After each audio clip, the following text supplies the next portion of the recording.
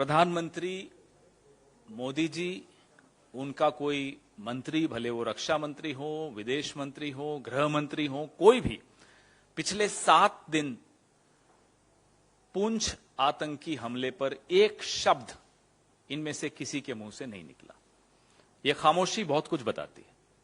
यह खामोशी बताती है कि इस सरकार की प्राथमिकताएं क्या हैं।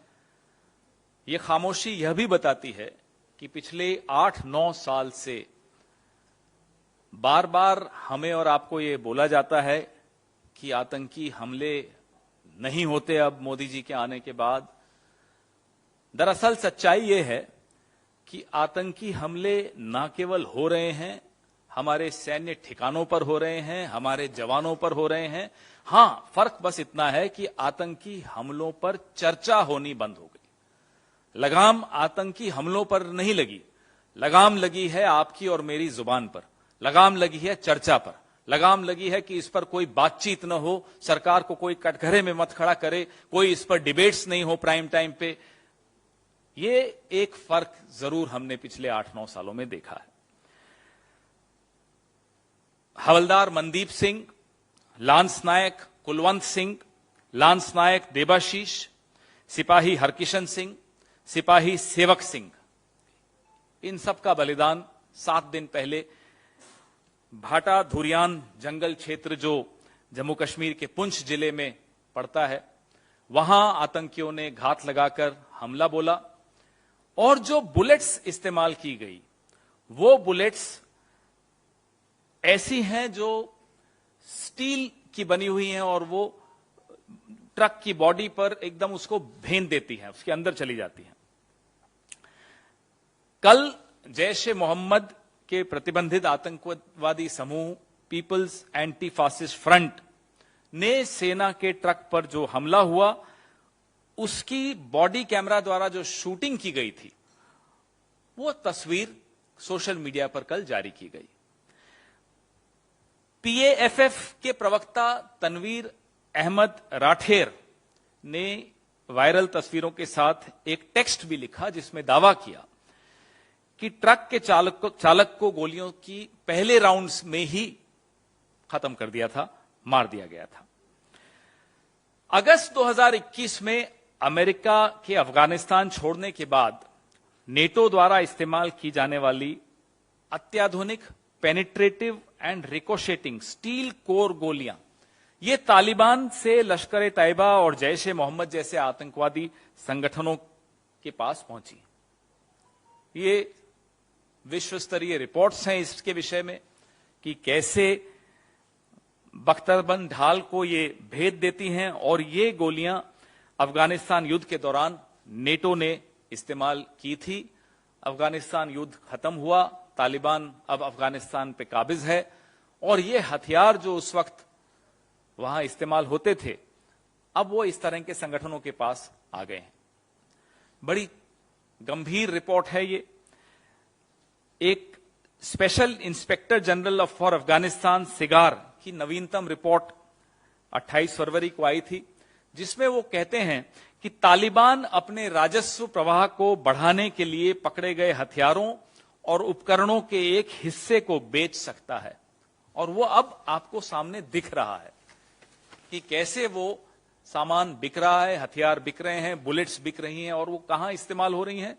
हमारे जवानों के खिलाफ, हमारे सैन्य ठिकानों के खिलाफ लगातार उपयोग में लाई जा रही हैं।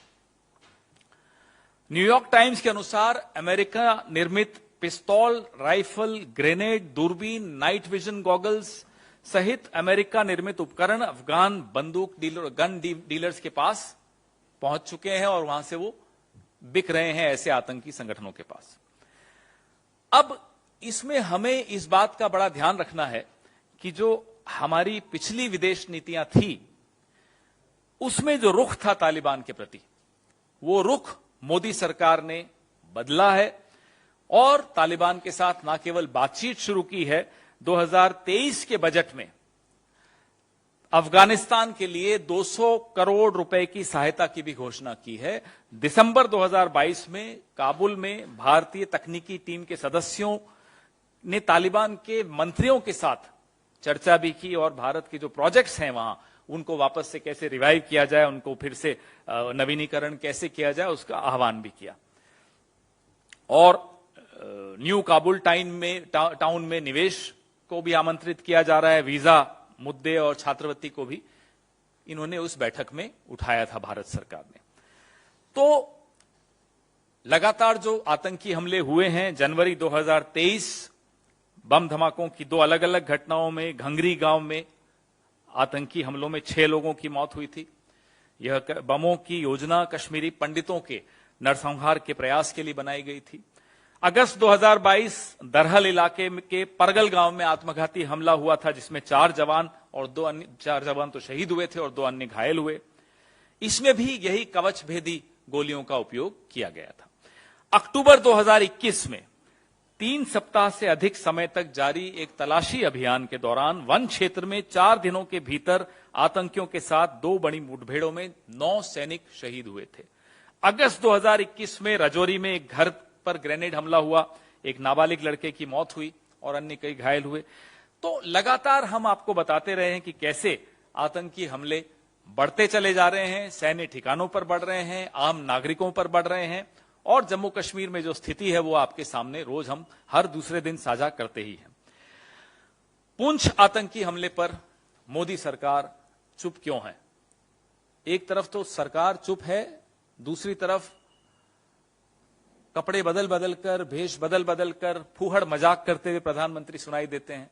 एक तथाकथित चैनल में एक तथाकथित पत्रकार के वहां एक तथाकथित प्रधानमंत्री जिस तरह की टिप्पणियां करते हैं, देखकर लगता नहीं है कि वो नेता है। नमस्कार, मैं हूं मानक गुप्ता। अगर आपको हमारा ये वीडियो पसंद आया हो तो इसे लाइक और शेयर जरूर करें, और हां, हमें सब्सक्राइब और फॉलो करना ना भूलें ताकि आप देश और दुनिया की कोई खबर मिस ना करें। तो जुड़े रहिए हमारे साथ और देखते रहिए न्यूज़ 24।